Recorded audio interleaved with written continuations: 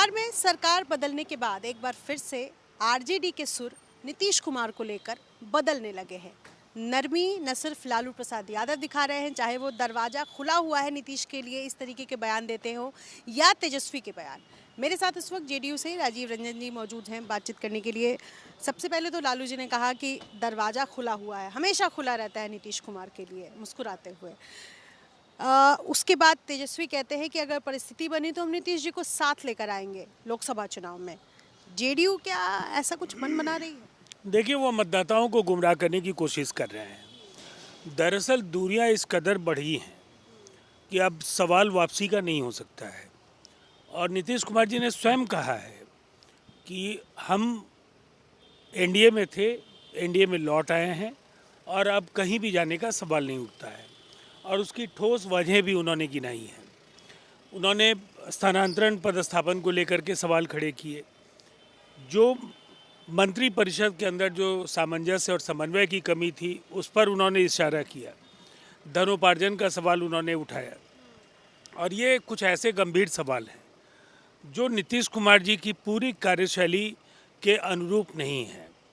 जब भी ऐसे प्रश्न उठते हैं वो असहज होते हैं और उन्होंने फैसले लिए हैं। इसलिए हमारी प्रतिबद्धता बिहार के 14 करोड़ लोगों के प्रति है।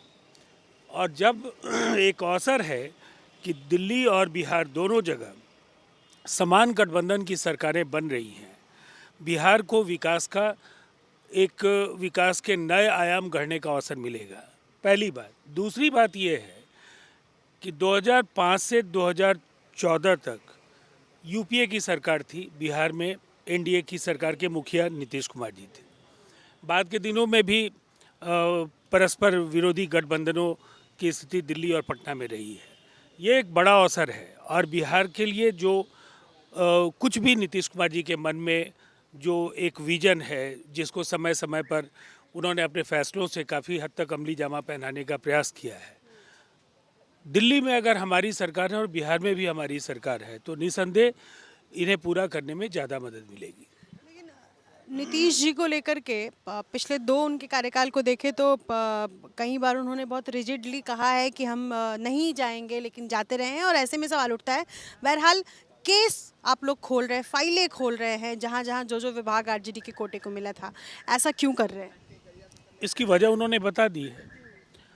विधानसभा में विश्वास मत हासिल करने के समय में उन्होंने पैसे के लेन देन को लेकर के बहुत ही स्पष्ट शब्दों में कहा कि इस तरह की सूचनाएं उन्हें प्राप्त हो रही थी।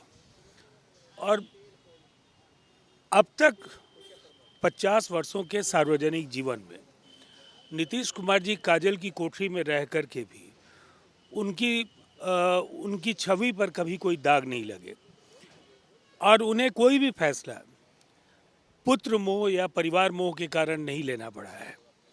तो ये 2 ऐसे सवाल हैं जो भारतीय राजनीति में उनको भीड़ से अलग उनको एक पहचान देते हैं। इसीलिए ये फैसले कहीं ना कहीं अगर कोई अनियमितता बढ़ती गई है, कहीं कोई बेईमानी हुई है, तो निसंदेह नीतीश कुमार जी उसकी जांच कराएंगे और उस पर जो पर्दा है उसको उठाएंगे। एनडीए को ऐसा क्यों लगता है कि अनियमितता वाकई बढ़ती गई है? ये क्या सिर्फ विश्वास मत के दौरान जो हॉर्स ट्रेडिंग की बात कही जा रही थी उसको लेकर ही, या पहले से भी ऐसा लगता रहा? देखिए, उन्होंने जो बातें कही हैं उसका अर्थ बिल्कुल साफ है कि पूरे 17 महीने के कार्यकाल के दौरान एक तरफ नीतीश कुमार जी नौकरियां दे रहे थे, जातीय सर्वे के आंकड़े उनके अथक प्रयास से देश के सामने आए, और जो ऐतिहासिक फैसले इस दौरान हैं उन फैसलों के साथ पूरी तन्मयता के साथ नीतीश कुमार जी जुड़े थे। दूसरी तरफ आरजेडी कोटा के मंत्रियों की चिंता, पसंदीदा अफसरों की तैनाती और अफसरों के पदस्थापन स्थानांतरण में जो अनियमितता के आरोप लग रहे थे, उसकी वजह से वो व्यथित थे और चिंतित थे। ठीक है, बहुत शुक्रिया हमसे बातचीत करने के लिए। अपने सहयोगी शैलेश सिंह के साथ निधि श्री, एबीपी न्यूज़, पटना।